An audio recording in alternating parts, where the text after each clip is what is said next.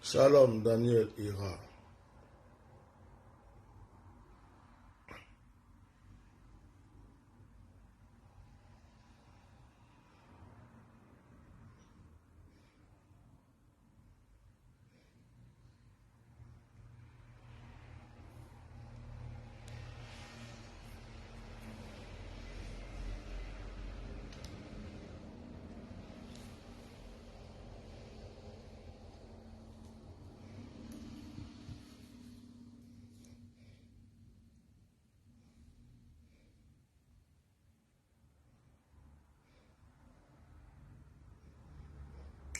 Dieu vous bénisse. Dès qu'une personne est connectée, elle partage ce direct. Ce soir, je ne ferai pas de direct, alors je vais faire ce direct-là afin de me poser tranquillement après. Je vois que la seule personne qui est connectée, c'est Daniel Ira. Donc, que Dieu te bénisse. Alors, on espère que d'autres personnes vont se connecter à ce direct rapidement. Voilà. On espère que d'autres personnes vont se connecter.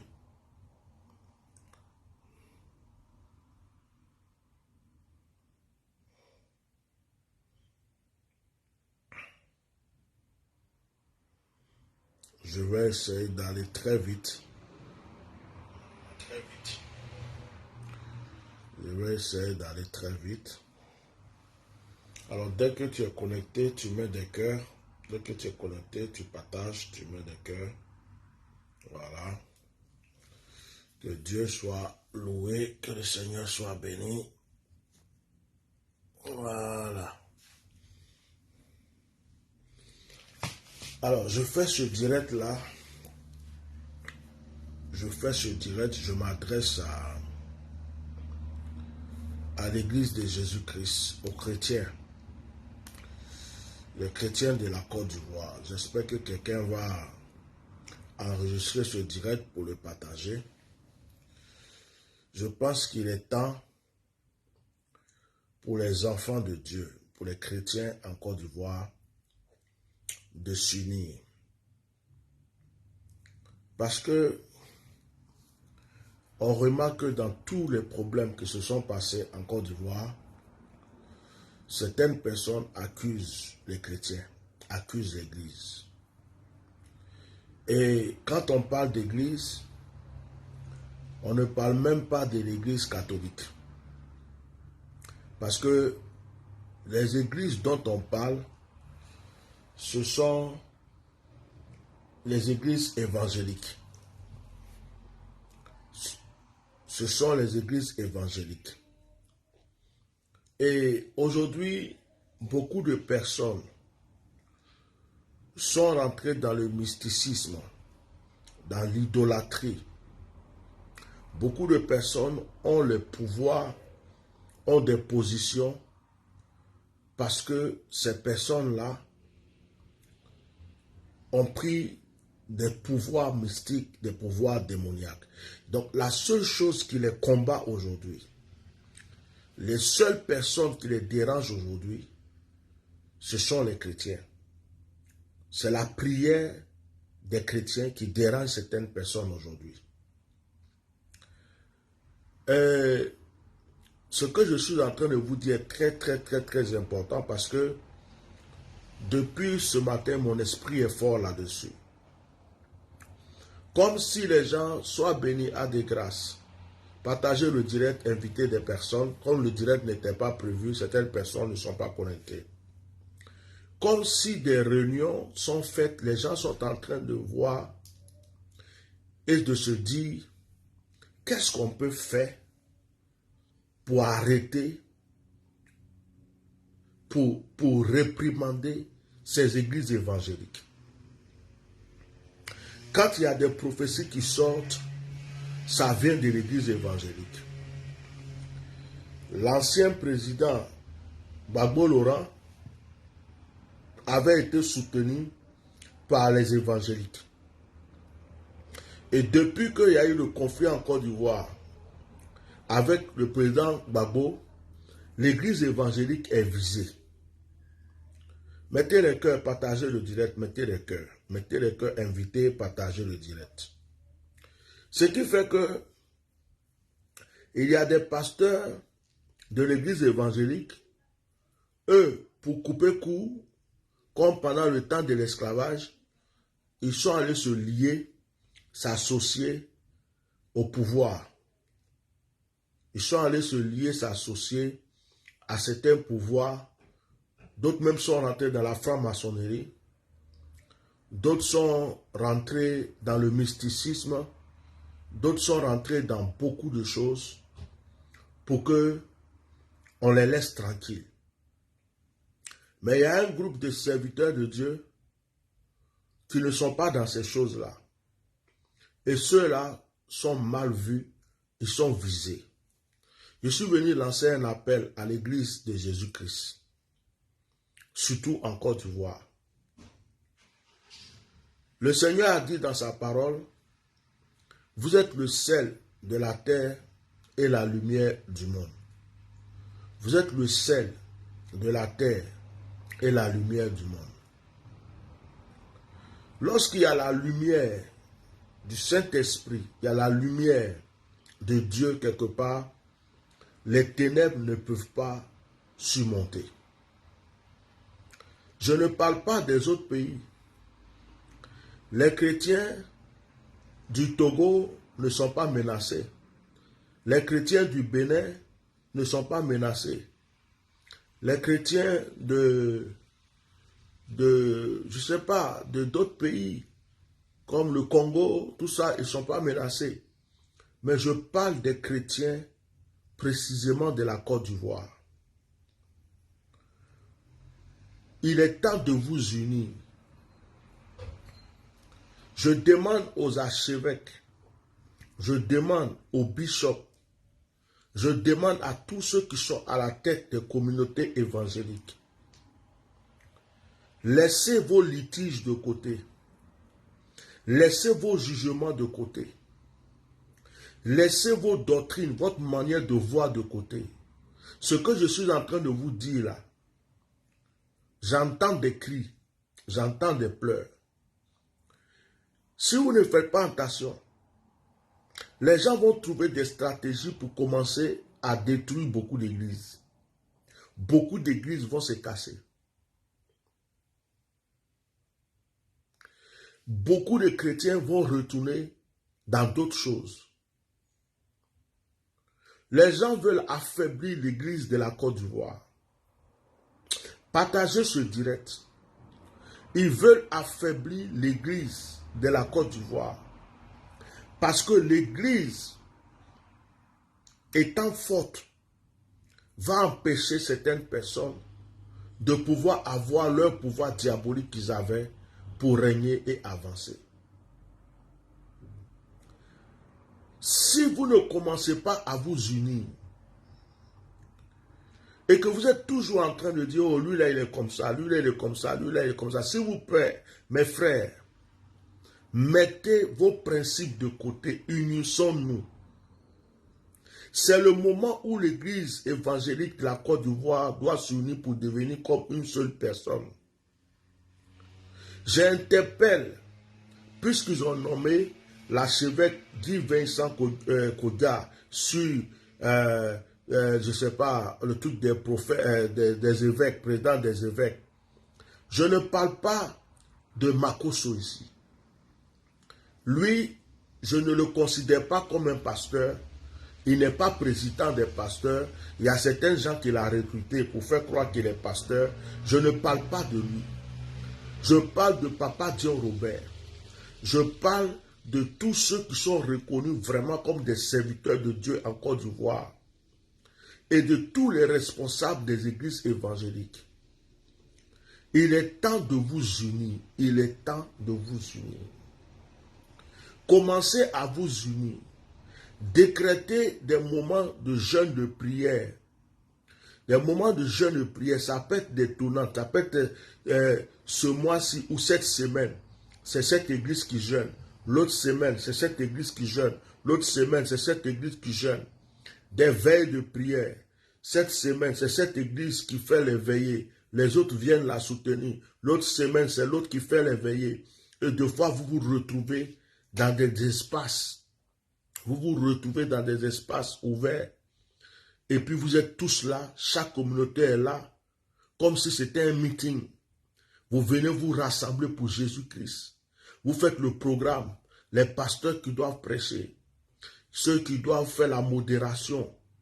Je vous assure que si vous commencez ça, il aura un réveil spirituel dans la Côte d'Ivoire. Il aura une puissance qui va descendre. J'interpelle les serviteurs de Dieu de la Côte d'Ivoire. L'Église est menacée. Il n'y a aucune autre religion qui est menacée en Côte d'Ivoire. Je vous dis, l'Église évangélique est menacée. Frère, si vous ne faites pas ça, on va vous laisser l'Église évangélique. Et puis, on va aller s'asseoir à l'Église catholique, c'est pas mieux, parce que les catholiques sont unis. Les catholiques là, ils sont unis. Moi, je parle de l'Église évangélique. Si vous ne pouvez pas vous unir, des pasteurs qui s'arrêtent pour prêcher contre d'autres pasteurs, toi-même tu prends la dîme. Tu es pasteur, tu prends la dîme. Et tu vas t'arrêter pour prêcher contre d'autres pasteurs parce qu'ils prennent la dîme. Qu'est-ce qui te rend supérieur aux autres puisque toi-même tu prends la dîme? Des pasteurs qui ne prêchent plus Jésus-Christ, qui viennent s'arrêter pour prêcher le comportement de leurs frères. Non, il ne faut pas s'habiller comme ça. Si tu es habillé comme ça, c'est que tu n'es pas ceci. Mais ce n'est pas écrit dans la Bible. Ce n'est pas écrit dans la Bible que je ne dois pas porter une chevalière. Ce n'est pas écrit dans la Bible que je ne dois pas porter une alliance. L'alliance même là, ça, ce n'est pas dans la Bible. Ce n'est pas écrit dans la Bible que quelqu'un doit porter collier ou ne doit pas porter collier. Ce sont des choses que chacun croit, l'autre croit pas. Les gens sont là. Ici, on porte foulard. Ici, on ne porte pas foulard. Il faut porter mèche. Il ne faut pas porter mèche. Il faut porter perruque. Il ne faut pas porter perruque. Porte bout d'oreille. Il ne faut pas porter bout d'oreille. Porte chaussures. Il ne faut pas porter chaussures. Il faut danser. Il ne faut pas danser. Ce n'est pas ça l'évangile. Ça, ce n'est pas l'évangile. L'évangile, c'est prêcher Jésus-Christ. Prêcher le royaume des cieux. Prêcher la puissance de Dieu sur cette terre. Lorsqu'une personne est convertie, c'est le Saint-Esprit qui convainc la personne de son péché. C'est le Saint-Esprit qui convainc quelqu'un pour lui dire, ce que tu es en train de faire là, c'est pas bon. Ce que tu fais ici là, ça, il faut arrêter. L'Esprit de Dieu peut faire arrêter quelque chose à quelqu'un sans qu'on ne lui parle. Mais s'il n'y a pas l'onction, s'il n'y a pas le réveil, s'il n'y a pas la vraie parole de Dieu, nous ne faisons que nous défendre. Tel pasteur se croit mieux que l'autre, alors que lui aussi il est dans les péchés. L'autre là pense que l'autre là est ceci, alors que l'autre qui est en train de parler là, lui là aussi, si on te montre son dossier, c'est compliqué. L'autre aussi vient dire que lui là il est comme ça. Mais on est dans une division qui est en train de faire gagner le diable. On est dans une division qui est en train de faire gagner Satan. Normalement dans l'église, quand ton frère est tombé, viens le relever. Normalement dans l'église, si tu penses que le chemin que ton frère est en train de prendre n'est pas un bon chemin, prie pour lui, intercède pour lui, pour que Dieu le ramène dans le bon chemin. Mais aujourd'hui, nous nous divisons, nous nous maltraitons, et Satan est en train de gagner. L'islam fait la concurrence avec nous. Les sorciers font la concurrence avec nous. Les mystiques font la concurrence avec nous. Les charlatans font la concurrence avec nous. En même temps, nous-mêmes, entre nous-mêmes, on se divise. Lui là est bon. Non, lui là est mieux que lui là. Oh, lui là, il est ceci. Un prophète vient prendre la parole. Au lieu de prêcher Jésus-Christ, il est en train de prêcher le comportement de son frère. Un pasteur vient prendre la parole. Au lieu de prêcher le royaume des cieux, il est en train de prêcher le comportement de son frère. Et les gens nous regardent, ils voient des failles, ils sont en train de nous viser. Aujourd'hui, même dans le gouvernement en Côte d'Ivoire, l'église est comme un ennemi sans que vous le sachiez. L'église est comme un ennemi, l'église évangélique. Parce que depuis le temps que l'église évangélique a été du côté de Gbagbo Laurent, depuis le temps que l'église évangélique a soutenu Gbagbo Laurent, dans leur esprit, dans l'esprit de la plupart des gens, l'église évangélique, ce sont seulement, comme ils le disent eux-mêmes, les gars ou les partisans de Gbagbo ou de quoi que ce soit qui sont des évangéliques. Certaines personnes se sont mis ça dans la tête. Ils ne peuvent plus l'enlever. Ils ne font pas la différence entre croire en Dieu et croire à la politique de quelqu'un. Ils mélangent tout. C'est comme, on ne peut pas dire que tous les musulmans sont du côté d'Alassane Ouattara. Il y a des chrétiens qui l'aiment. Il y a des chrétiens qui l'acceptent. Il y a des chrétiens qui aiment Gbagbo. Il y a des musulmans qui aiment Gbagbo. Il y a des chrétiens qui aiment Guillaume Soro. Il y a des musulmans qui aiment Guillaume Soro. Vous savez, mais les gens ont tout confondu. Mais le plus grand problème dans l'histoire, c'est pas ça. Le problème, c'est que la plupart des gens qui gouvernent aujourd'hui font des sacrifices humains, sont dans la franc-maçonnerie, sont dans le mysticisme. Or, s'il y a le réveil spirituel, si l'Église est vraiment en train de se réveiller, leurs démons vont s'enfuir. Or, mettez les cœurs et partagez ce direct. Si l'Église est vraiment en train de se réveiller, les mystiques n'auront plus de force. Le pouvoir satanique va se détruire. Et donc, les gens trouvent des occasions et des solutions, des moyens pour attaquer l'Église. Regardez une personne comme Aziz 47, qui n'a jamais attaqué l'islam, qui n'a jamais attaqué une autre religion. Celui-là est venu sur les plateaux de télé, a été envoyé par qui que ce soit, je ne sais pas quoi, pour venir dénigrer notre frère Kakou Sévérin à un certain moment. Il est venu dénigrer Kakou Sévérin pour dire que le pouvoir de Kakou Sévérin c'était des purs mensonges. Il est venu raconter des mensonges sur la vie de Kakou Sévérin pour dénigrer Kakou Sévérin. Aujourd'hui, Kakou Sévérin n'est pas là. Aujourd'hui, c'est sur la vie d'un de nos frères qu'il est en train de se lever. Demain, ça va être qui? Après-demain, ça va être qui? Il faut que nous nous unissons. Quand on dit Guy Vincent a un problème, tous les chrétiens doivent se lever pour Guy Vincent. Quand on dit tel pasteur a un problème, tous les chrétiens doivent se lever pour ce pasteur. On s'en fout de sa vie. On s'en fout de si on l'aime ou on ne l'aime pas. À partir du moment où il est chrétien, il appartient à Jésus-Christ. Tu entends même Mohamed Sanogo a un problème. À partir du moment où Mohamed Sanogo est pasteur, il est serviteur de Dieu. Quand on dit Mohamed Sanogo a un problème, tous les problèmes que tu as avec lui, tu mets de côté, tu vas aider Mohamed Sanogo. Tu entends que Idriss Ouattara a un problème, tu laisses tous tes problèmes de côté, tu vas défendre, aider Idriss Ouattara. Tu entends que tel serviteur a un problème, tu oublies si tu l'aimes, tu ne l'aimes pas, tu vas l'aider parce que c'est un chrétien. Tu entends que Bishop Melchisedek a un problème, tu viens le soutenir. Pourquoi? Parce que nous sommes dans le même corps. Parce que c'est uni que nous allons remporter la victoire de Christ. Mais tant que nous serons là, chacun de son côté, tant que nous serons là, chacun en train de défendre sa cause, nous sommes divisés et nous sommes faibles. Nous sommes divisés et nous sommes faibles. Aujourd'hui, l'Église est faible. Aujourd'hui où je vous parle, l'Église de Jésus-Christ en Côte d'Ivoire est faible. On entend parler d'un prophète ici, on dit qu'il fait des miracles, il fait de ceci, cela. Ok, bref, il n'y a pas de souci. On entend parler d'un autre, ok. C'est la concurrence. Chacun veut qu'on dise que Dieu l'utilise.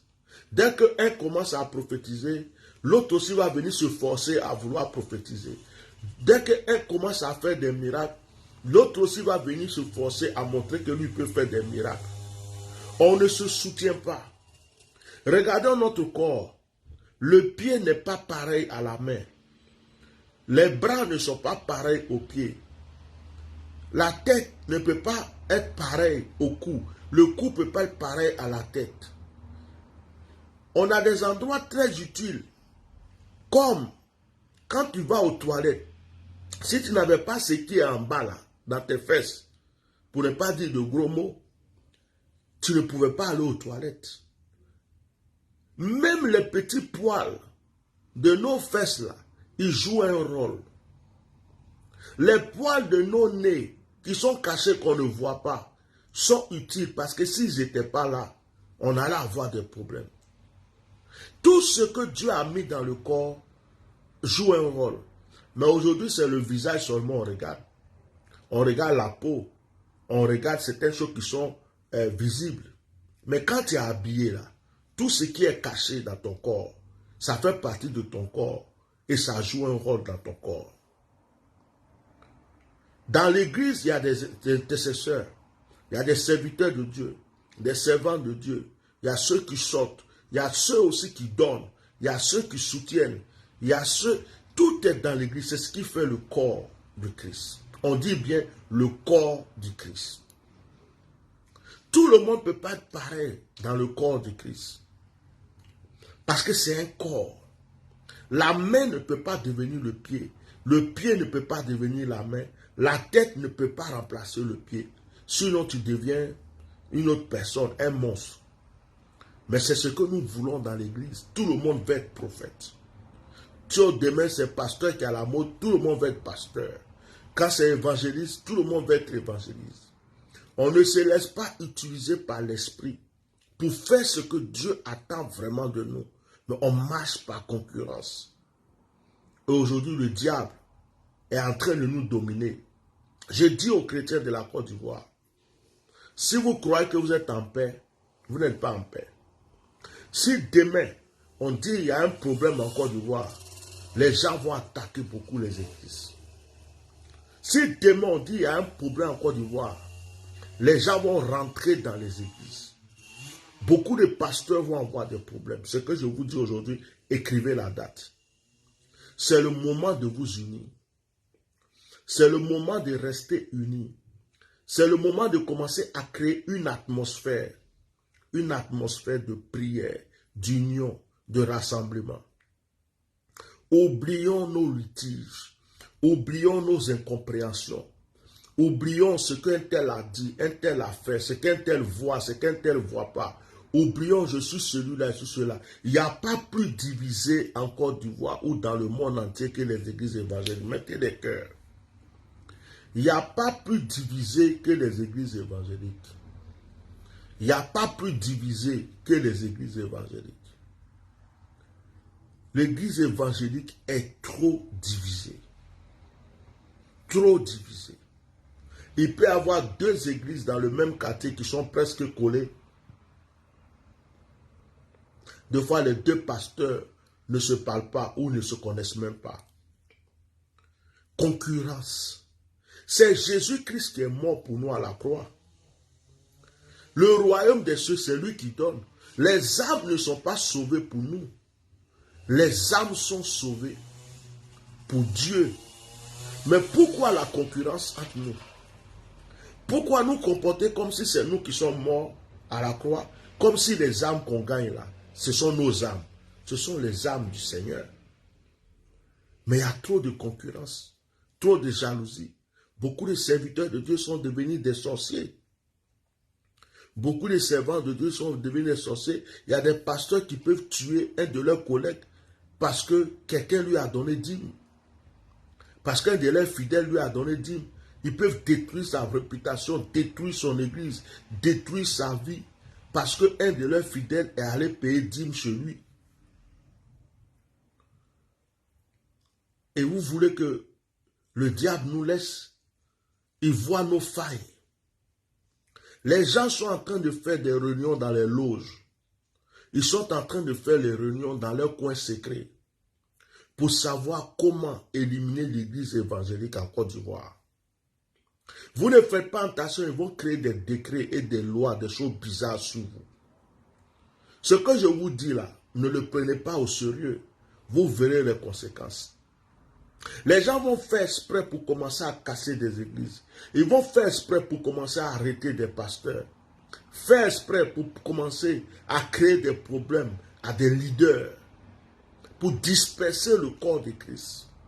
C'est là que vous allez comprendre qu'on vous avait prévenu. S'il vous plaît, l'église évangélique est en danger. Il est temps de nous unir. Unissons-nous. Unissons-nous. Ce que tu as, mets-le au service des autres. Ce que l'autre a, que tu n'as pas, cherche à en profiter. Pas pour lui faire du mal, mais approche-toi de lui. Unissons-nous. On n'est pas obligé de s'aimer, manger ensemble, dormir ensemble, mais on doit s'unir en Christ. On doit s'unir autour de la parole. On doit s'unir dans la prière. On doit s'unir dans les programmes pour servir le Seigneur. Pour que Satan voie notre union.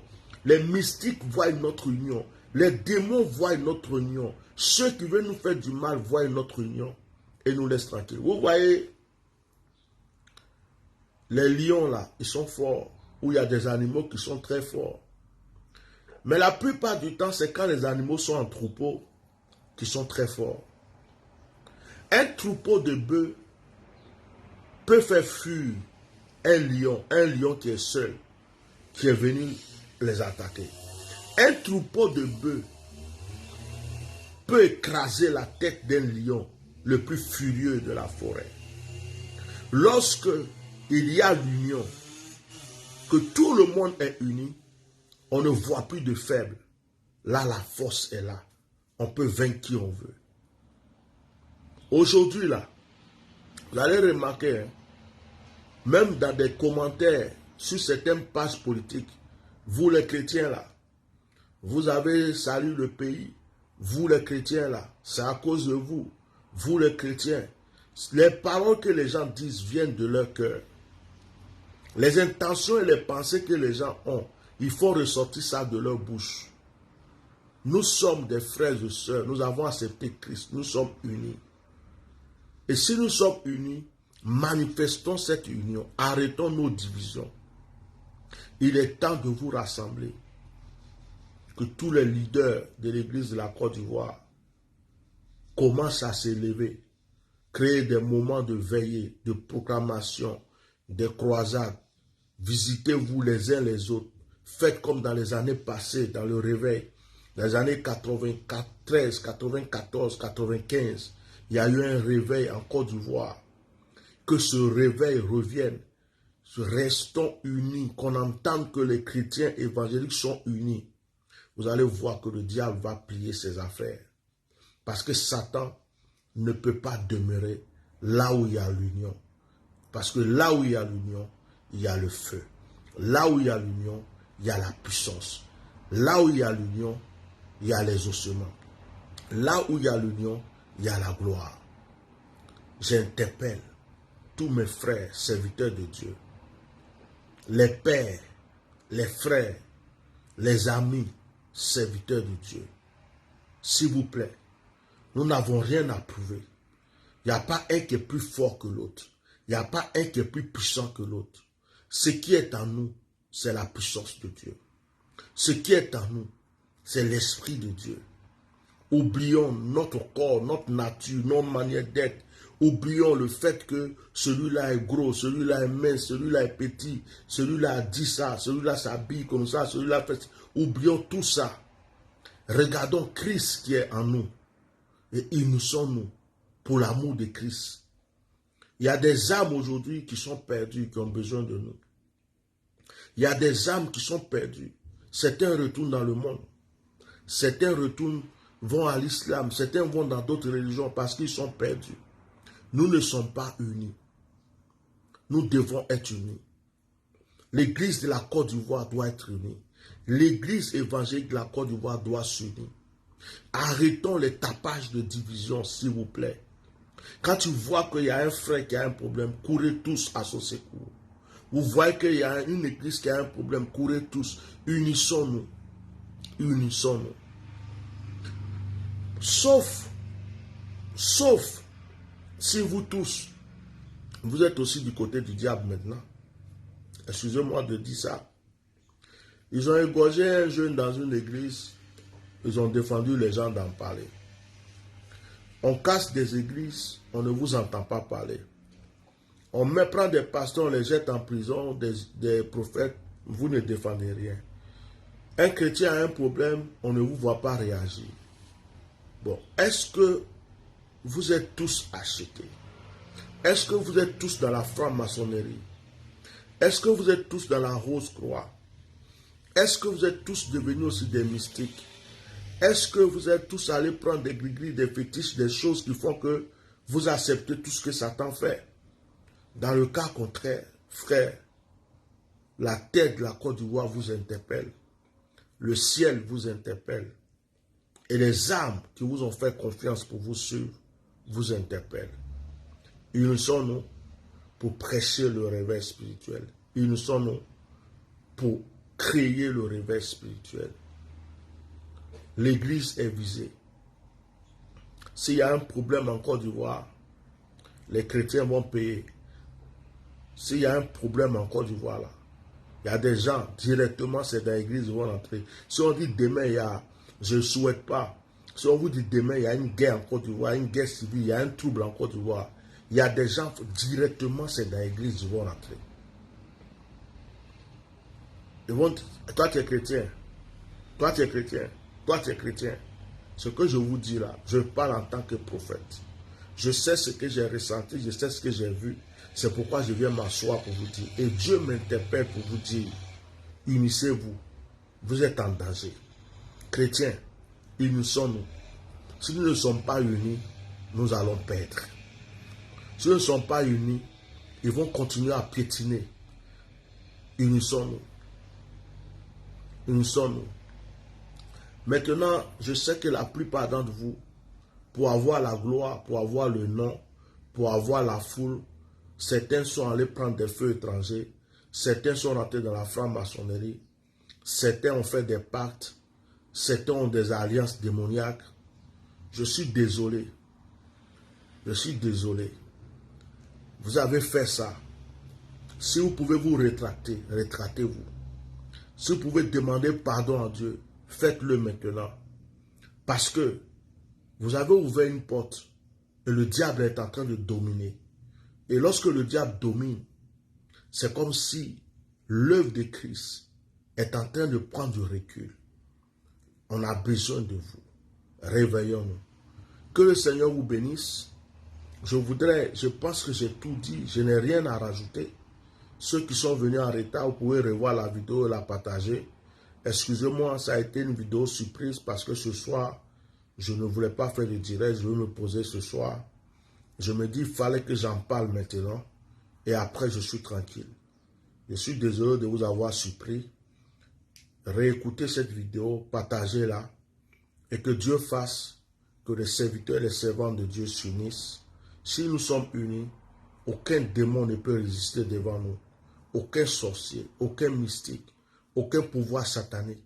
Si nous sommes unis, la puissance de Dieu va tellement se démontrer que Satan va plier ses bagages, le diable va plier ses bagages. Tous les pouvoirs sataniques et mystiques dans le pays vont tomber. Si nous sommes unis, il est temps de nous unir. Parce que si nous ne nous unissons pas, s'il y a des problèmes, ça va nous retomber dessus. Que Dieu vous bénisse. Et si Dieu veut frapper, Dieu va commencer par l'église. Si Dieu veut frapper, Dieu commence par l'église. Parce qu'il nous a confié la lumière, il nous a confié le sel. Nous n'avons rien fait avec. Si Dieu veut frapper, il va commencer par l'église. Vous risquez de tout perdre. Vos jolis temples, vos jolies maisons, votre vie heureuse. Quand les problèmes vont arriver là, si ça arrive, c'est quand c'est arrivé que tu regrettes. Mais quand ce n'est pas encore arrivé, tu te crois fort, tu te crois puissant. Que Dieu vous bénisse. J'en ai fini. Merci.